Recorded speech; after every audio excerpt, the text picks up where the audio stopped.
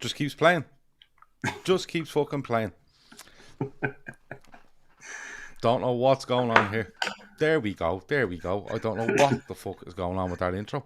That will be in the bin very, very soon. Welcome to Winners and Losers. I don't know what's going on. I can hear 20 things in my ear here. Give me a sec. How are we feeling now? Is that a bit better for you? Yeah, I'll tell you what was going on. I had the YouTube page open in the background. So as I'm watching it, it's playing in my ear. So it was a very, very bad start. And I apologise wholeheartedly for that. I could hear it playing. You couldn't. Welcome to Winners and Losers from the LFC Daytrippers. It is me, Gav.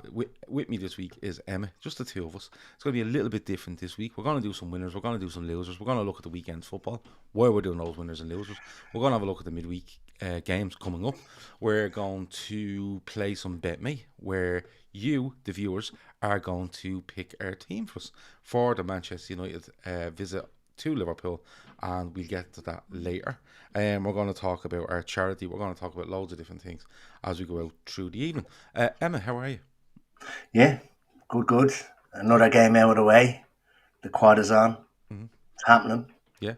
Okay. No matter what. And do you know what's even great? You're starting to see videos of people that are saying, like, they have their hands. They're like, they're gonna actually do it, aren't they? Yeah. So it's not just us thinking it now. It's other fans as well. So look, and like we've said on this before, if it doesn't come off, it doesn't happen. It was a great ride anyway, but it definitely is gonna happen. Okay. You were nice and confident. I like to say. Look, it was a mad weekend of football, I thought. When you look at the FA Cup games, you look at the bottom of the league, you look at the top four. A lot going on. But let me see. I'm just getting something sorted here for us. There we go. We're gonna go through it. We'll have some winners. We'll have some losers. If anybody has any winners or losers that they want to throw in, when I give you the show, throw them in, and we might add them into what we're doing, because I think we've picked one or two each, but we might get to more. So go and do that if you want to as well. But I want to start with something that I feel we should start with.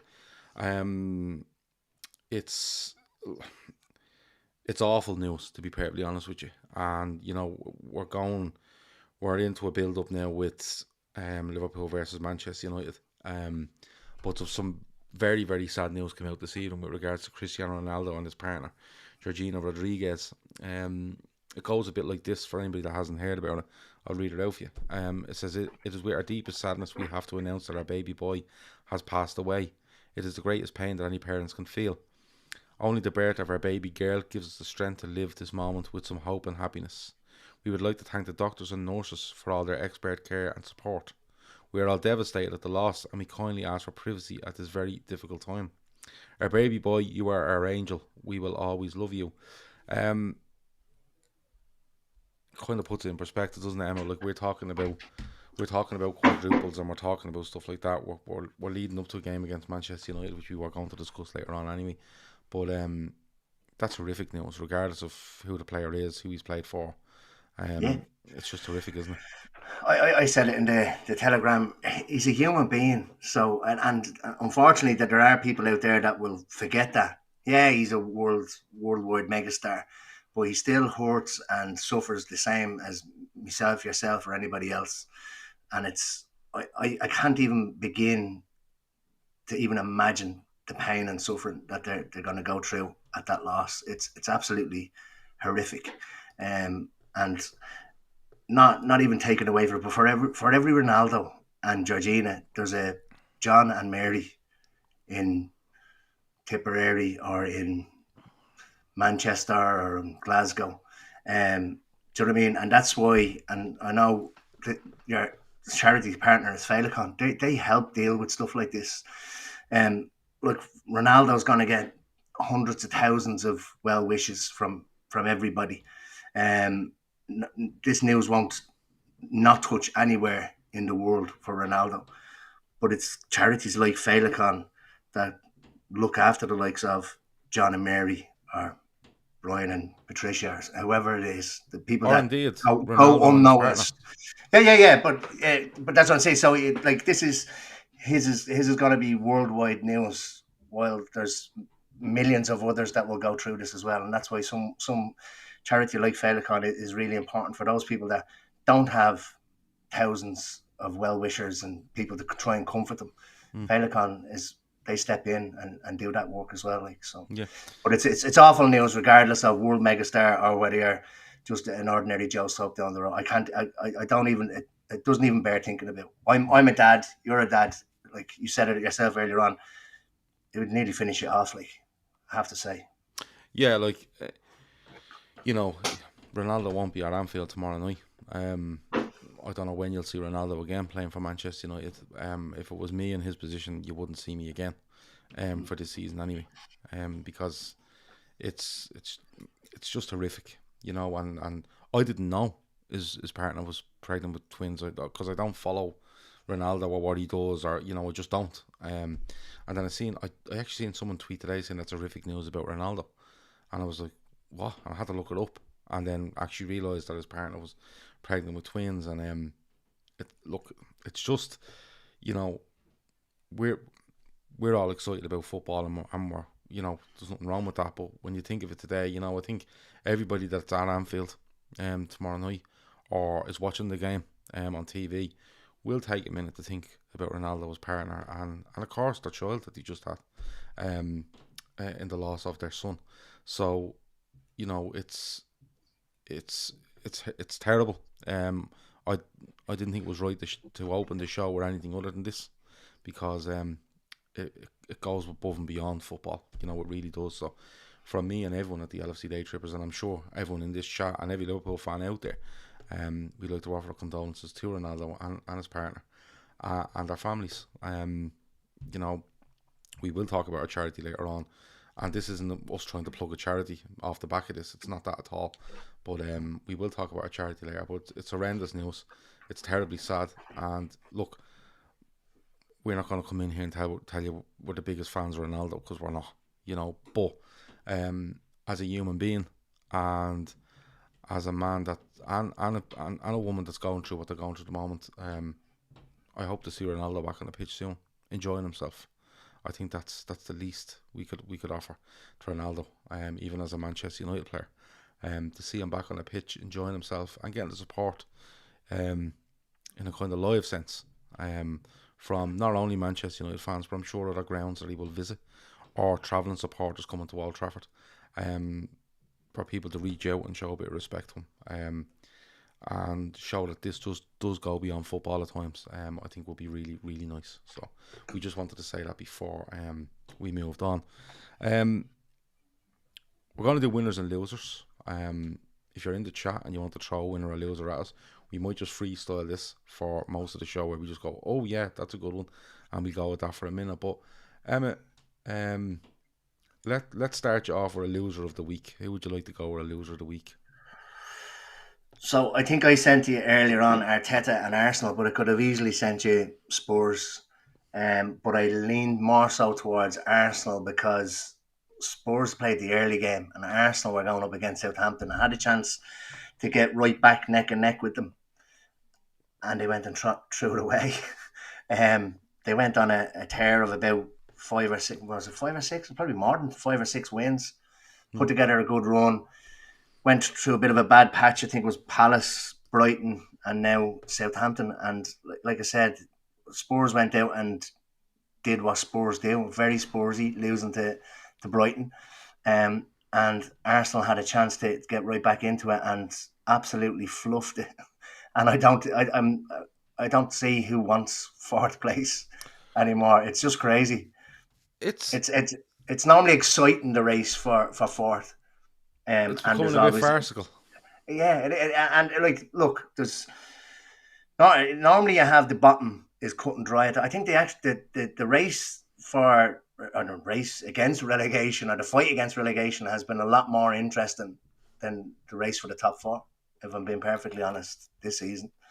Well, what you expect from the bottom 3, bottom 4, bottom 5, wherever it might be, is not to win many games, and when they pick up points, it's like, oh, you know, someone's picked up a point. But it's literally in the top 40 minutes, like nobody winning games, and somebody's picked up a point.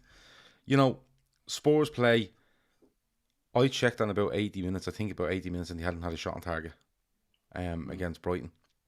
We were waxing lyrical. People were waxing lyrical the week before about Kane and Son and Kuzelewski, is that his name? I always get that wrong. About are they the best front three in Europe at the minute and stuff like that. And then they go and they do that, and you know, they'd taken advantage of an Arsenal defeat at home to Brighton the week before, and you went, oh, they're really back in it here. They're gone. I think they went ahead of Arsenal with a game in hand. Arsenal had a game in hand, and then you look at it and you go, right, they lose, and you think Arsenal, if they can win, they get back them points they lost last week to Spurs, and they still have a game in hand. They still have to play. Do they still have to play Spurs? I think they do. Yeah. United win. They managed to pox a win against Norwich 3-2, and from all accounts, Norwich probably should have had more out of the game. And you're looking around and you're saying, and actually, not only top four, to me, it just looks like the gap between the top two, possibly Chelsea, just continues to get bigger. It just continues to get bigger. Like, and we've gone through it loads, Emmett, about Spurs losing a load of money. Badly need to get this top four. Arsenal to keep the players that they have, a young and up and coming stars, you would say, in Saka, Martinelli, etc. Need it. Manchester United, they just feel that they should be there. They need it. And none of them seem to want it. United win this weekend, but United, I think, have taken 1 point from the previous two games. You know, it's all over the place, isn't it? I don't know. I'm giving up predicting it because you're making a fool of yourself every fucking week at this stage, Emma. Maybe the loser should be position 4 to 7. Yeah, all of them. It's ridiculous. They could be a loser each week. I think normally I think a gap you normally see kind of opening up around between kind of like 6th and 7th place, but it's actually all the way down to 9th place now, where Leicester are 9 points behind Wolves now. I know they have a couple of games in hand, but you're looking at Southampton and Brighton, and they don't really have anything to fight for. I know I've said on here that you get some strange results in the back end of a season, but you always expect those results to come from teams that are actually scrapping for something. I mean, Southampton and Brighton and the likes could nearly, I know they're looking to get into the top half, but you can nearly be playing with their flip-flops on at this stage. But yet they both go out and take the scalp off Spurs and Arsenal. Yeah, and Brighton, it's crazy. Brighton have Man City as well this week. For me, like I said, just trying to predict this, I think, is absolute madness now at this stage. You know, I know United have to go to Arsenal. Arsenal have to go to Spurs. Arsenal also have to go to Chelsea. Spurs have to go to Liverpool. So there's loads is going to happen here. I can't see anyone pulling away here. Loads is going to happen. I think this could be a mirror image of last season when we went into the final day, and Liverpool, Chelsea, Leicester, if I remember right, we're all kind of looking for 2 places. And I think that's where it'll go, whereas, you know, it'll be 3 looking for 1. Because nobody's shown any sort of form. You know, you couldn't tell me you could pick a winner between Arsenal and Spurs at the minute. You couldn't pick one between United and Arsenal. You know, and alright, that Arsenal game in hand is probably Chelsea away. But Chelsea could be looking going, we've an FA Cup final coming up. You know, we're happy where we are. We're going to be third regardless. It's all very fucking strange. It's all very strange. I think West Ham. It is gonna be between those 3, because I think West Ham are looking forward now to their. They have to look at the European semi-final. Yeah, they have to, don't they? You know, they're in a semi-final there, and look, if they manage to get, they've been in great form in Europe. West Ham, in fairness, and we don't mention them an awful lot on this show or on this channel, but they've been in great form, and the league's probably got away from them a little bit because of this Europa League form. You see them at the weekend, they draw 1-0 with Burnley. But I think it's okay for West Ham to put all their eggs in that Europa League basket, because they're probably, even with a bit of patchy form towards the end of the season, they probably finish in the top 7. Yeah. You know what I mean? And in that top 7, because Liverpool and Chelsea are in a FA Cup final, I think another place goes to the league. So you're probably looking at 7 getting into Europe, and they possibly will get in there. So a little bit of insurance for West Ham there. Plus, what's left in that Europa League, I think they have a chance. I think they have a real chance. I think if they get through the semi-final, it's a final. Anything can happen. We've all seen it. You know what I mean? And we've been involved in finals where you see anything can happen. So I think West Ham, a bit like Liverpool in 2015, 16, where Klopp just put all his eggs in that Europa League basket. Turns out we lost it and we didn't get into Europe. But we kicked on anyway, and West Ham will be. I think West Ham will be happy if they didn't get Europe, but got to a final maybe, or even the semi-final is a brilliant achievement for them. Anyway, Kev O'Sullivan says he got him more the way Moyes has managed this season. He's been really good, in fairness to him, and West Ham have been really good. I think the league has caught up with them a bit. Maybe that's due to the size of their squad, but overall they've managed it really well. I don't know how to say this fella's name, so I'm going to call him J4 if that's okay. He says, I mean, do you honestly think Moyes won't crap the bed in the final? Well, the thing about it is, if he gets to a final, because of the size of his squad, it's not like he has a huge array of options where he can overthink things. You know, stuff that's been thrown up Guardiola before, an array of talent, an array of options. You know, it's just... He can only really go out with the team he has. West Ham potentially playing a final a few days after City. We can forget a favourite there, says Alan C. Yeah, but it could also be West Ham players trying to play for a place in the final. So you can look at it either way. And you don't know what way City will be or what position they might be in going into that game. They have a semi-final as well, surely, don't they? Yeah. So, they'll all be played around about the same time, don't they? The Europa and the Champions League. So yeah. Can I throw a winner in the week of Brentford? Because I was looking up a stat about how they were before Eriksen arrived and how they are since Eriksen arrived, and I have to say, look, I was looking at the league and they're well out of it now. Like they've just stormed through points over the last couple of weeks, and when you look at it and you think where they were, and I remember going back, they're 11th at the minute, 39 points. They're 14 points clear of the drop zone. They can't go down. They just can't go down. But when we were looking at them a couple of weeks ago, Emmett, we thought they're in serious trouble. They were dropping like an absolute stone. But fair play to them. Their fourth season in the Premier League, and they've really done well. They've really, really done well. They've won their last three: away to Chelsea, home to West Ham, away to Watford. Before that, they were beaten by Leicester. They beat Burnley. They beat Norwich. You know, that was after a really bad run. But just quickly on them, 11th place. I think it's brilliant for them, and I think they've tried to play the right way as well. Yeah, I think a few weeks ago when we were talking about it, they were a lot of people's favourite to be in the bottom three because they were sinking like a stone. And you don't like to always put it to one player, but he has literally come in there and completely changed the games in a lot of their games. Like I don't know how many goals. I know he has 2 goals, is it? I don't know. He has probably a handful of assists as well. Completely changed. The only worry for them is there's already talk that Spurs would welcome him back if he was open to a move. So they're going to find it really difficult to hold on to him, will he? I think he's only under contract at the end of the season, isn't he? Oh, is he? Okay. Yeah. I think it's a short-term deal. Now, having said that, Brentford could have put something in place where it's a short-term deal, but we have an option to extend.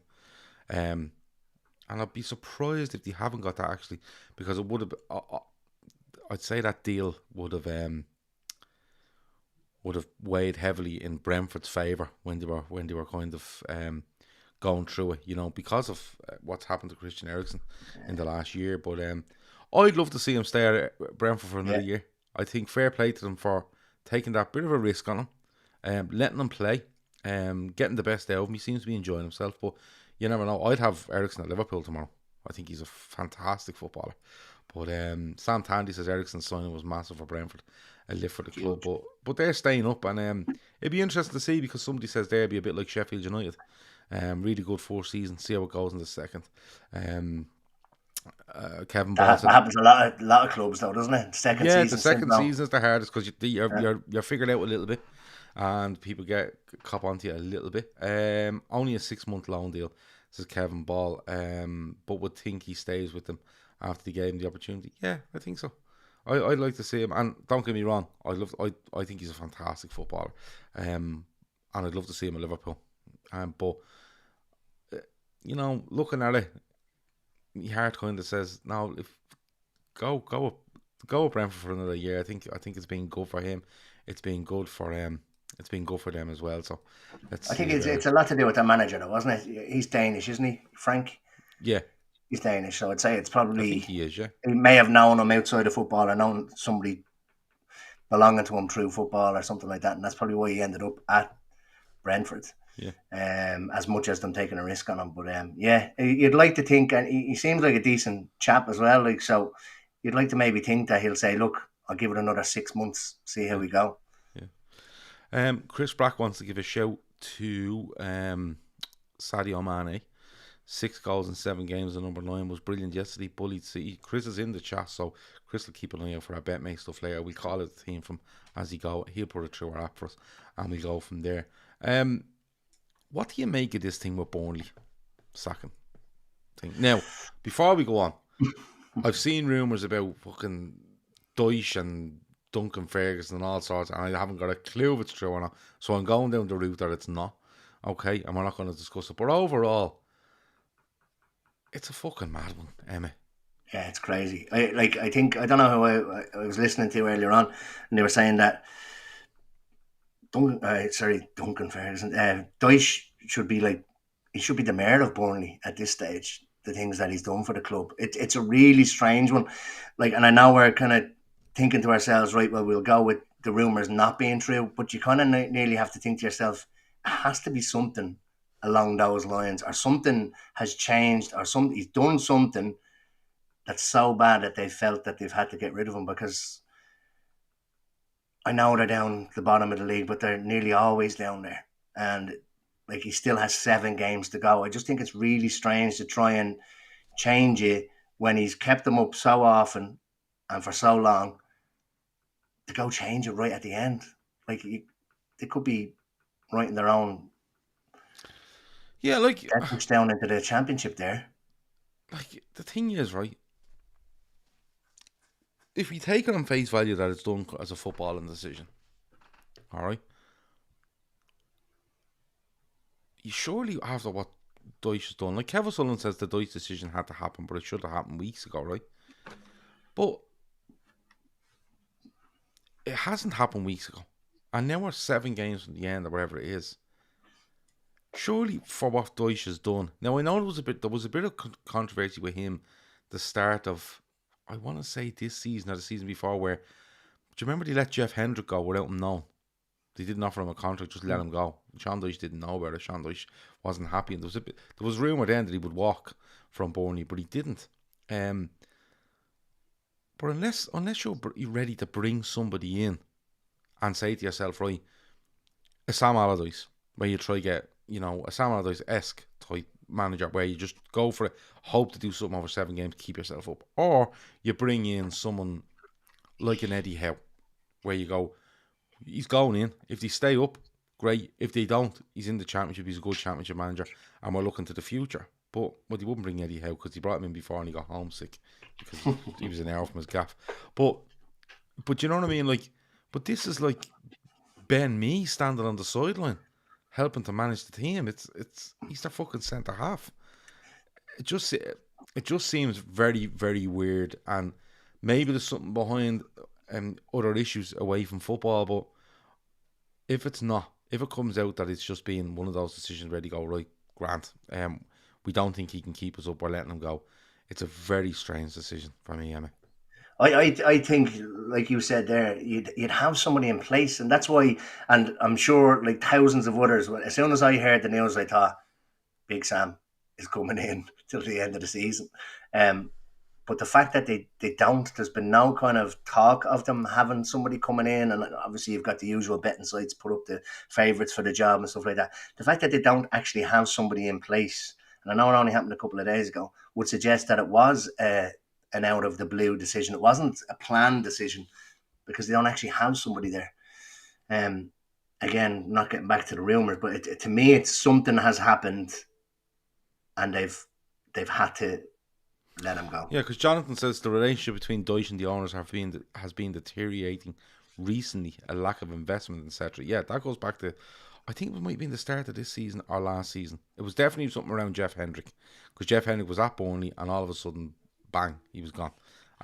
They were letting people go, and Deutsch was like, "What the fuck's going on?" Let me see. Avo says a lad in his place is a Burnley fan. He's been calling for Deutsch to be booted for a while, saying he's ran his course. That's fine if he's ran his course, but you don't. I find it very strange to make that decision as Burnley with a manager for that long with 7 games to go. I think they've. This is basically sealed Everton's survival, I think, in the Premier League, which is fucking annoying me, because I really wanted that, even to go down to the last day, where they're absolutely sweating. But they're 3 points ahead of Burnley with the same game, the games played, I think. So we'll have to wait and see. Anything could happen. Even if they said, look, by mutual consent, we're going to part ways in the summer, that would nearly even rile the players up, or even the fans themselves. Let's go and do it now for him. He's leaving us at the end of the season. But for it to be just cut and dry, 1 minute he's there, 1 minute he's gone. It's just, there's something going on. And I get that people are saying that it's been deteriorating, but you'd find it difficult to think that they're having an argument in April about not spending. Like, maybe in January, if he went at the end of January, or maybe mid-February. Yeah. Where but the fact that it's just literally out of the blue, there's something else going on other than, I don't think it's a footballing decision, if I'm being perfectly honest, because they'd have somebody already in place, I think. Laura Duffy says usually the players will have a feeling that it was coming, but by all accounts, all the players who've been spoken to said it came out of the blue. So look, I'm sure at some stage it'll all come out in the wash, and we'll know what's going on. But I just thought Burnley was a bit mad. Let's have a couple of winners. If you have any winners of the week, throw them in there, and we'll have a discussion on them. Any winners for us, Emma? Jared, I'm going to call him Jared Gillet. I don't know how to pronounce it, but I refuse to say the other name because I hate that name. Gives me shivers down my back. Yeah. So the referee. Do you use Gillette shaving cream or anything like that? No. No. But it's like Big Brother. I put the blacks over so you can't see it. Okay. No, I'm only joking. So Jared Gillet, the referee in the Newcastle and Leicester game yesterday, and it's something that a lot of people missed. I actually saw it on Ref Watch, I think it was this morning. So Newcastle are breaking down the left wing. They're in the 95th minute, and the ball comes. I can't remember who gets on the ball. Oh, it's actually Willock, I think it is, that's on the ball, and he's making a run down the left wing. And Mendy from Leicester is absolutely swinging out Joe Linton. He actually takes him down to the ground. It's more like a rugby tackle. And a lot of referees would have called a foul there and then. In fact, there was some people, actually, when I watched the video, some of the comments were like, the referee should have blown for a foul. But he actually played advantage. And that's the ball into the box then that Guimaraes actually got the winning goal from. So I thought it was a really good decision by him. Well, now referees get an awful lot of stick for decisions. But I just thought it was a really good bit of refereeing for him to be a winner. He also overturned. He actually made a wrong call earlier on in the game, I think, when Schmeichel had the ball in between his legs. But from his positioning, there was a couple of players around him, but it looked like he could have been down on the ball, but he actually only had it between his legs, and Guimaraes kicked it out between his legs. But he went to the pitch side monitor and overruled himself and gave the goal. No surprise that he's actually Australian, not English. So that's probably where the good decisions come from. There was a big thing made about him because when it was announced that he was leaving, is it the A-League? Yeah, the A-League. Yeah, I was going to say the AFL, but that's completely wrong. When he was leaving there, I think there was a video that gone around at the time of him mic'd up in his last. It was one of his last games, I think, and he's mic'd up and he's going through the whole game, and you can see the decisions he's making, and he's talking to his assistants and the fourth official, and he's talking to players, and he's explaining stuff, and he actually looked really good because you could hear everything he was saying and the reason behind what he was doing. So there was kind of a bit of a deal made of the fact that he was coming to the Premier League. I haven't seen a lot of him reffing. I've seen him. He did a year in the Championship first, I think, before. Yeah, and I've seen him. He's been on VAR a couple of times, but that is good to see that he's overruling himself and he's playing some advantage. And there's no problem playing advantage, because if the ball goes in the box and Guimaraes doesn't get it and he don't score, pull it back. He's fouled here. It's a free kick. You know, I'm letting this go for 5 seconds to see what happens. That's what it's all about. And do you know something? Isn't it funny that a simple thing like giving advantage, we have to give heap praise on somebody for doing it because of the standard that we've seen. You know, the sort of way, like, it should be just going, yeah, that's just what happens. You know, but now it feels like you have to overemphasize every good decision they make because of what's gone on before. Like, I think, what's his name, referee in Liverpool and City at the weekend, Oliver. Oliver, Yeah, thought he was poor. And the best thing he did was end the minute silence after. Yeah, and I think he's the best referee in the league. I thought he was poor. You know, I think what he did was he tried to let things go, or he wanted the game to flow, or I just think he maybe kind of let it go, let certain things go a little bit too much to the point where it was kind of like, I think Fernandinho should have been sent off about 17 times at least before he even got a yellow card. But I think that's what he was probably trying to do. Was it's a big Man City v Liverpool. It's an FA Cup semi-final. Let's kind of let these two go at each other. But I just think he kind of missed the mark a little bit, to be honest with you. I think he did as well. Before we go on, I just want to give a shout out to one of our sponsors, which is IP Vanish. So we spoke about IP Vanish last night. We're going to do it throughout the week. We're promoting this for the week for IP Vanish, which is cool. IP Vanish are a VPN service that you can use, and they have a special offer for Liverpool and LFC Daytrippers fans, in particular, to listen to these shows. The link is in the description.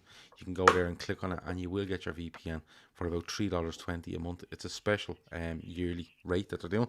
$3.20 a month it works out at, which is really good considering a lot of VPNs out there can cost you anywhere from $8 to $15 a month.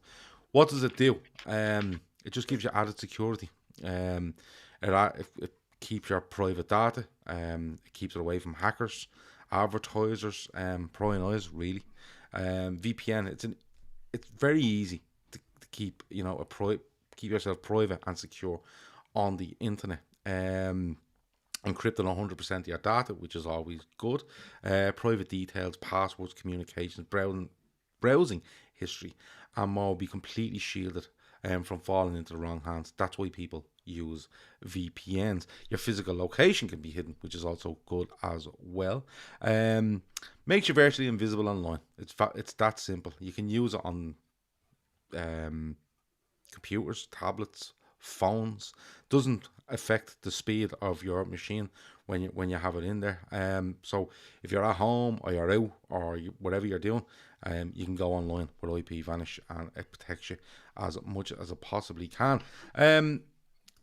Look, it's a special offer for our viewers. It's basically 70% off for the year. Does a 30-day money back guarantee, which is good. So it's literally like getting 9 months free. They're rated 4.6 out of 5 on Trustpilot as well. So you know that they are highly rated, and they've been loads and loads of people are rating IP Vanish. If you want to take up this offer, as I said, the link is in the description. If you don't want to go through the link and you just want to get it later on or whatever you do, www.ipvanish.com/daytrippers, and you will get that offer, which will get you your VPN for a year for less than $40. It would be about less than $40, which is really, really good. So go and check them out. IP Vanish. Let me see. Any more winners? I think Dylan has one there. Probably Eddie Howe.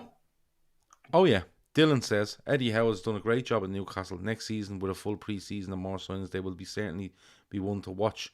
They've pulled away now, Emma. That win against Wolves was big. Friday night, throws down another marker. You see Brentford winning. Burnley get a point.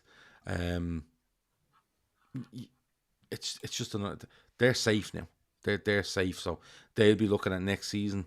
Will Eddie Howe still be in the job? I'm not too sure. I'm going to throw it out there, but they will have gargantuan amount of money to spend. Like, it's like anyone that thinks they won't, like, wait and watch, because they will go for anybody they think they can.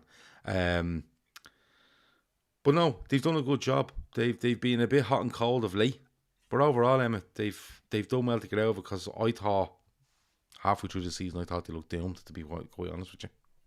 Yeah, I think they were in a position where only 2 teams had ever stayed up after being in that position, was it? Or 1 team or something like that.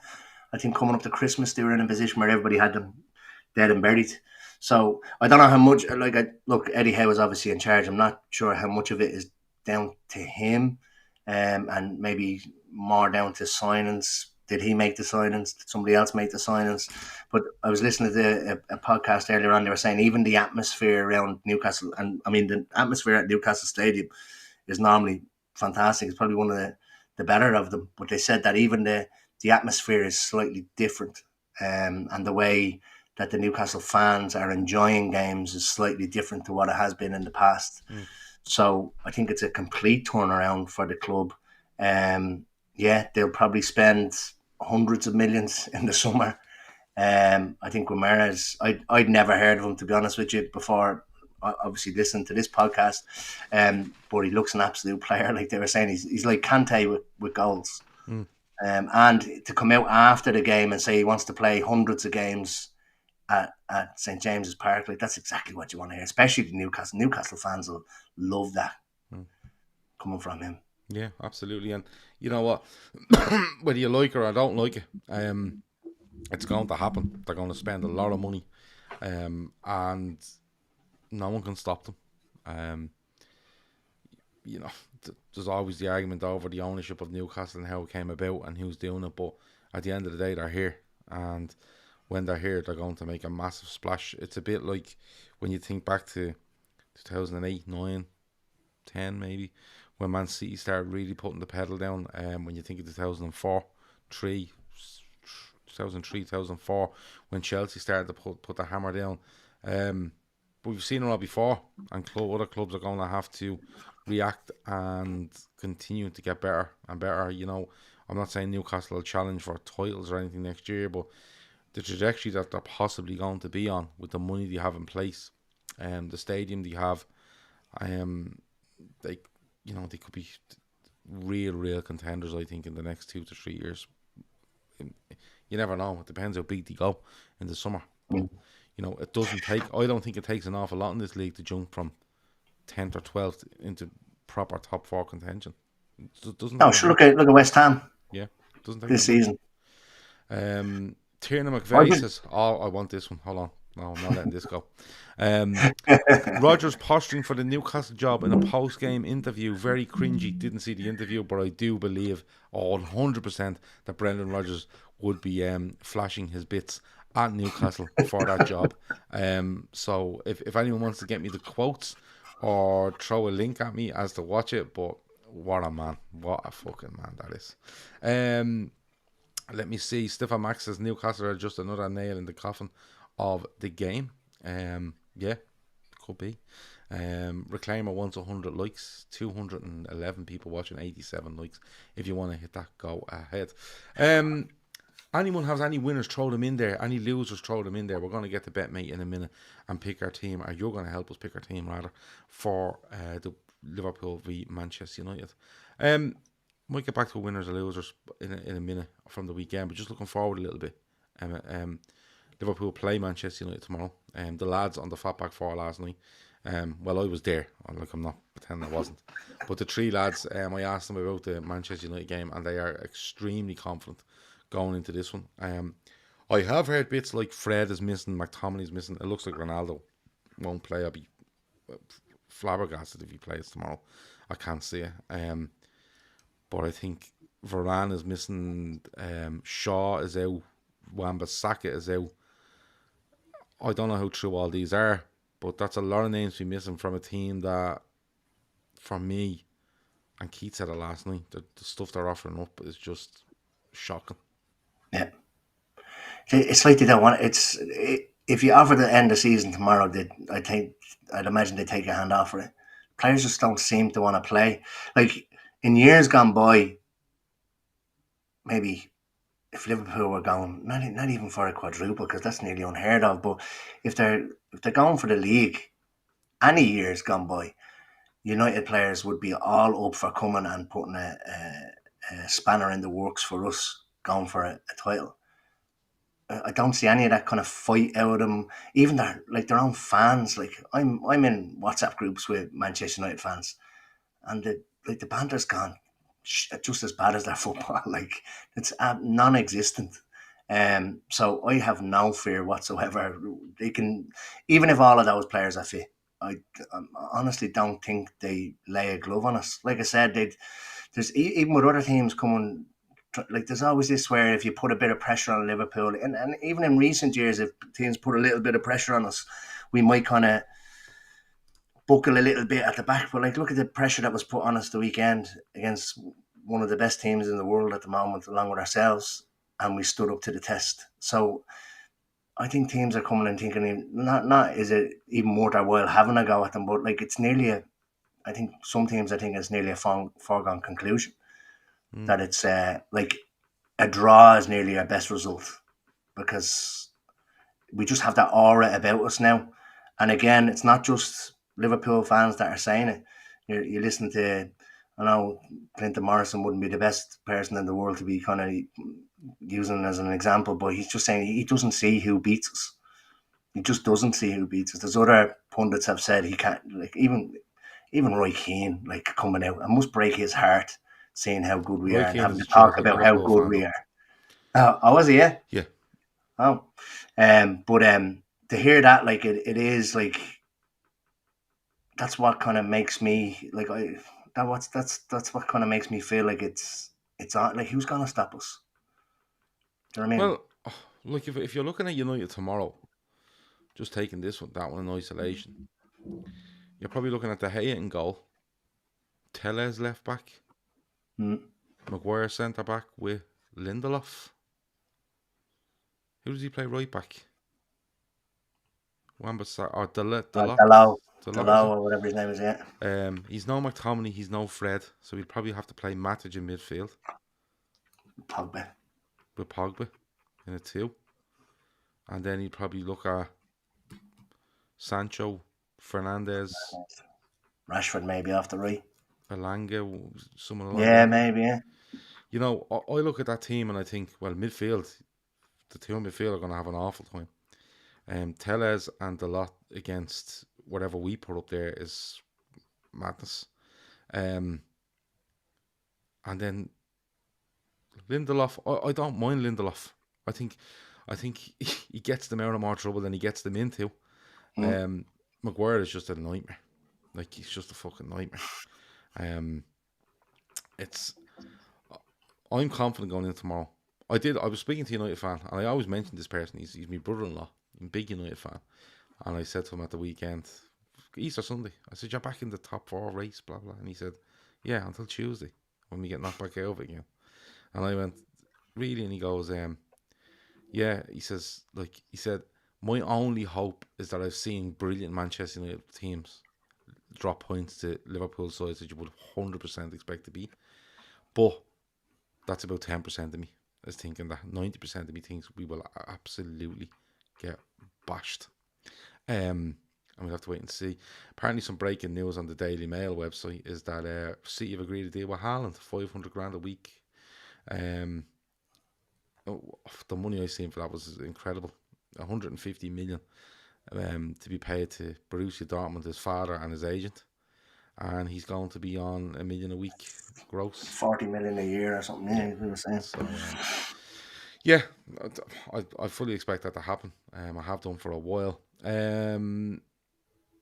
But your brother-in-law is right. You never go into these games, or you in past times you've never kind of gone into these games. You'd be confident, but still at the back of your head, it's kind of like you could end up getting your arse handed to you at the same time. I've never been as confident going into these games, and it's because I feel that United aren't confident. Not their fans, the actual team themselves. The team to me no looks belief like in the themselves. team to me that United team, from what I've seen of them over the last 6 months, especially, even probably since Ranić came in, because he's ruffled a few feathers for me.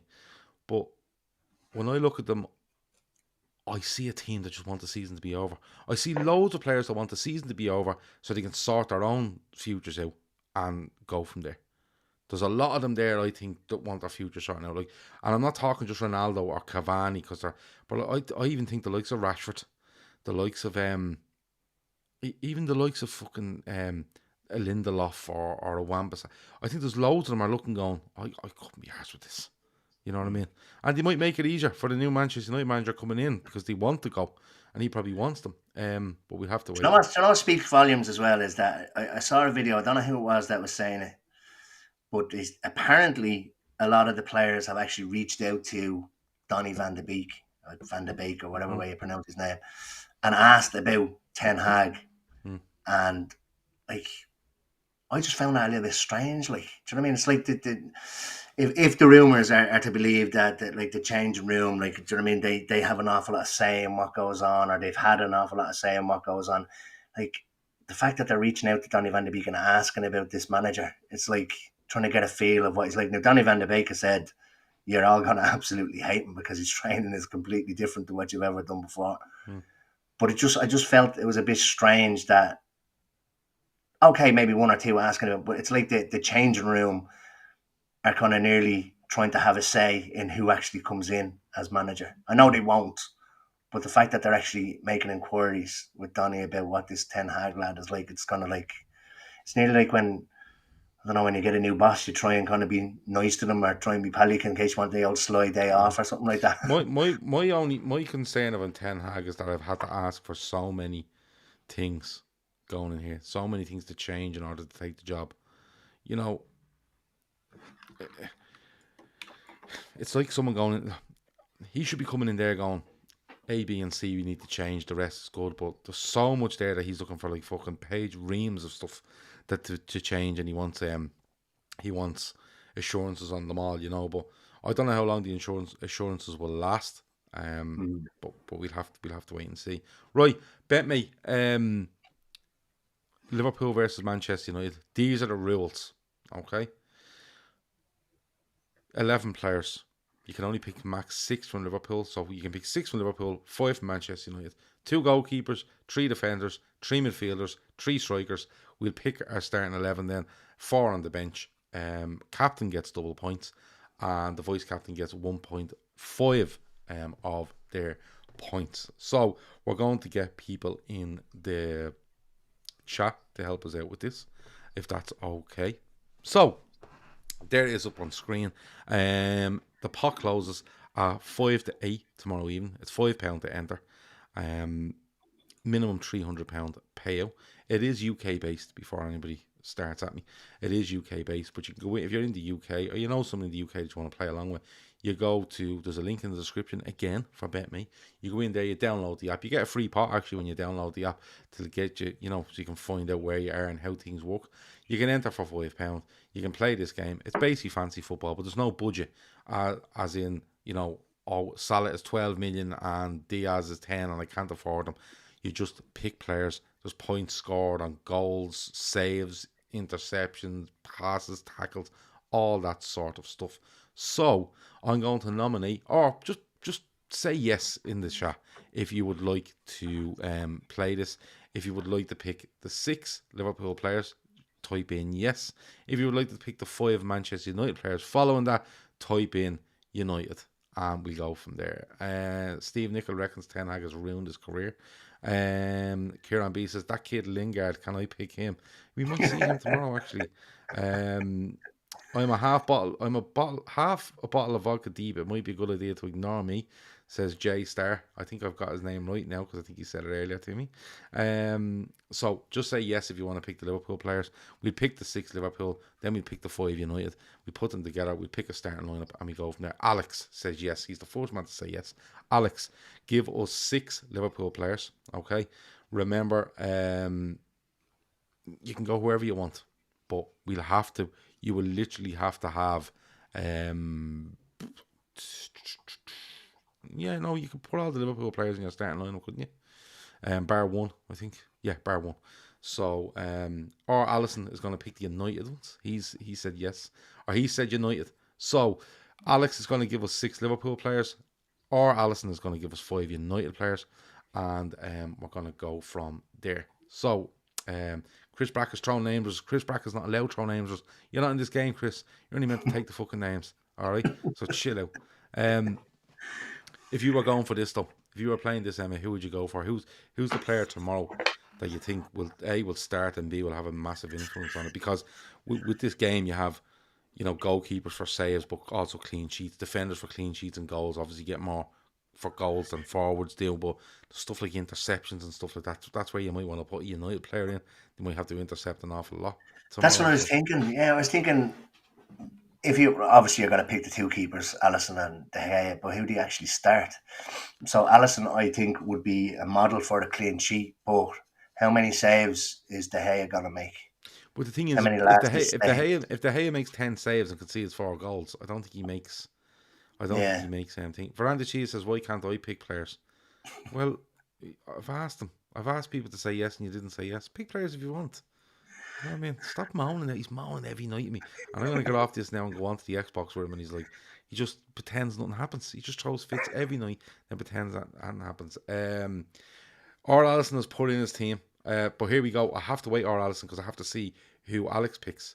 So he has gone for Jota. Okay. Jota, Henderson, Salah, Matip, Fabinho, and Ali. Okay. Chris Bracken needs to tell me if Jota is down as a midfielder here or a forward. He said you can put all of Liverpool's 6 in the starting 7 as well. Yeah, you can put the 6 in, yeah, and you have to have one United player. Yeah. So I think Jota might be a forward, right? So if we have Alisson, okay. So we need a keeper for United. We have Matip. So we need 2 defenders for United. We've Hendo and Fab. So we need 1 midfielder for United. And we've Salah and Jota. So we need 1 striker for United. So if I go back up here, our Alisson says De Gea. Well, he can't put De Gea, Pogba, Fred McTominay, and Fred McTominay won't play. So you need to go. So our Alisson, if you're watching, you need to pick me a goalkeeper, 2 defenders, a midfielder, and a striker. Is that right? Yeah, 5 players. So our Alisson needs to pick us 5. Let's see if we did pick, and I'll put a few in, and then I'll let him pick. He has Lindelof. Okay, I'll let Lindelof go in there. He has De Gea and Pogba, I'd say. De Gea, Pogba. So he needs 1 more United defender, and he needs 1 striker for United. That's what he needs. So we'll come back to him in a minute. Let me see. What team do you think Liverpool play tomorrow? I think they should go as strong as possible. I really do. 5-day break to Everton. Yeah. I reckon I know Salah could do with a rest, or we all think he could do with a rest. Nobody really kind of knows. People say that he's playing that way because he's tired. It's not necessarily going to be the case, but he has looked sharp. He's not been. I don't think he's played bad. Just hasn't scored, and that's the beauty of. I mean, even going back in the last few seasons where we had Bobby, Mane and Salah, if one of them went off the boil, the other one would pick up the goals. And that's what Mane has done. Now we also have Jota and Diaz as well in there. So I think he'll probably persist with Salah, if I'm being honest. I think you could probably see Jota and Bobby start up front with him. Bobby in the middle, Jota out on the left. Midfield, I think you probably see Hendo come back in to start, and you might see Thiago maybe drop out. I think Fabinho will start. I have a feeling that he might throw Jones in tomorrow. Okay. I know Keita started the weekend. And then I think it's just probably going to be the usual back four, Trent, Matip, Van Dijk and Robbo. He may even throw in Tsimikas But look, and I've said this, and people are probably sick of me saying this. You could put out 4 or 5 different teams, and nobody's gonna go, oh, well, I'm a little bit worried now with that team. Do you know what I mean? Yeah, it's unusual to see some of the lineups that he puts out, but I don't think, like, okay, it's probably not as strong as our strongest lineup, but it's not like he's putting out a League Cup team. Like, do you know what I mean? These people come in, and these players come in and are nearly like for like replacements. Okay. So I think Alisson, Trent, Matip, Van Dijk. I'll go Robbo, Fabinho, Henderson, Jones, Salah, Bobby, Jota. Okay. That's what I'd go. Yeah, look, they have played Saturday. It was a tough game Saturday. The Thiago one's interesting because I think they will try to protect him at times. But did he go again? Like, I'm always of the opinion that could he just go again as close to what you're seeing on Saturday, and then you have that 5-day break where you could nearly go again then. You know, the sort of way. For me, I'd play Alisson, Trent. Yeah, I'm alright with Matip because I think Matip plays against Benfica and then they give him that rest. I think he comes back in with Van Dijk. I think Robertson does play. I think Fabinho will play. I think I can see Henderson getting a start. I think Fabinho, Henderson. The Jones one's interesting, but I think he might just go Thiago again. I think he might. Up front, I'd definitely play Diaz. I'd definitely play Jota. Well, I definitely play Diaz, and I think Salah definitely starts. So now it's a case of, do you take Mane out after being scoring so well, or do you put Jota in? It's a difficult one, but it's a nice difficult one, if you know what I mean.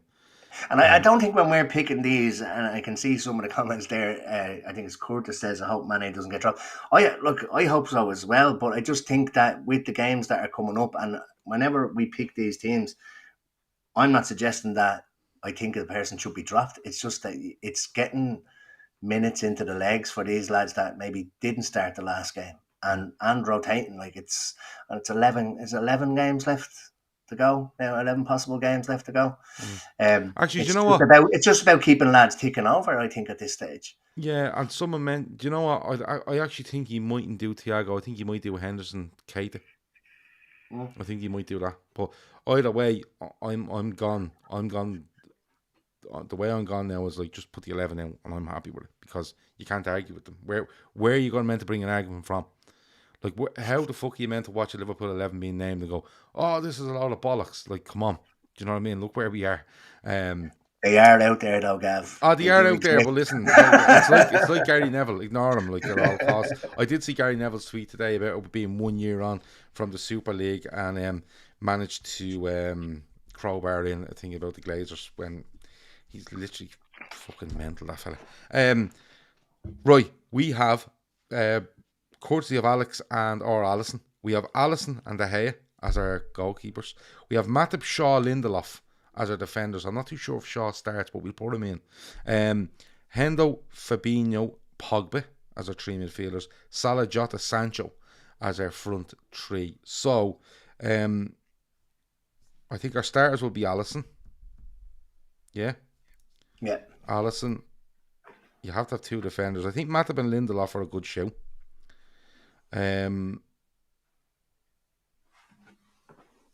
You're only leaving 1 Liverpool player out of this, aren't you, really? 1, 2, 3. Yeah. Should have 6. Should be able to put all 6 in, no?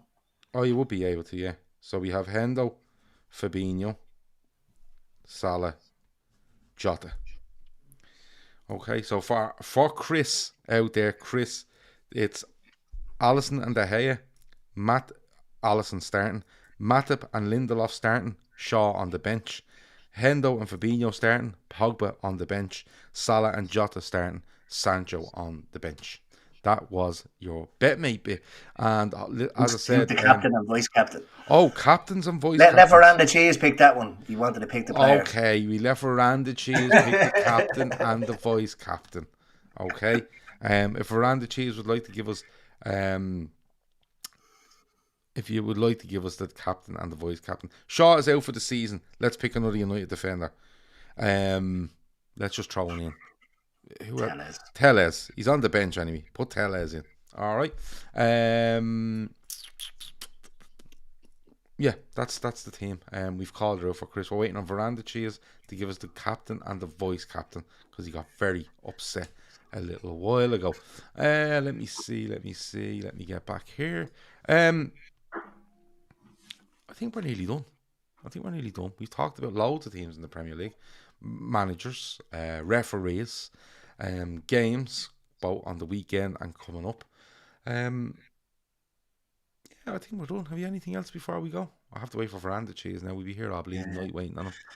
No, If just looking he doesn't forward come to back in tomorrow. 1 minute, we're just picking the captain and vice captain ourselves. Anything else though before we go? There he is here. Okay, right. Veranda Cheese is just being an 11-year-old child.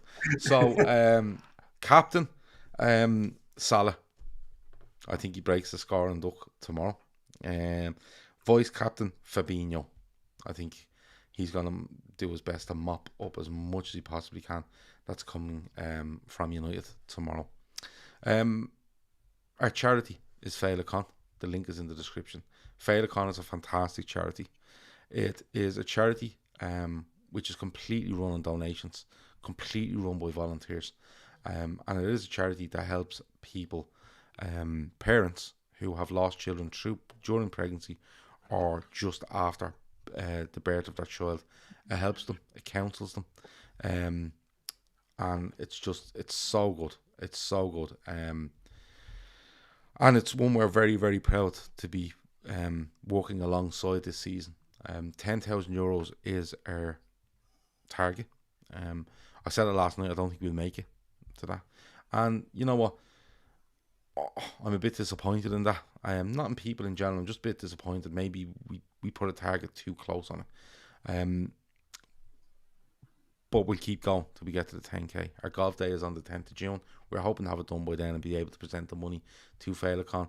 But what we'll do is we will present wherever we have the Féileacáin on the 10th of June, and whatever's left to do, we will continue to look for donations until we hit the 10k.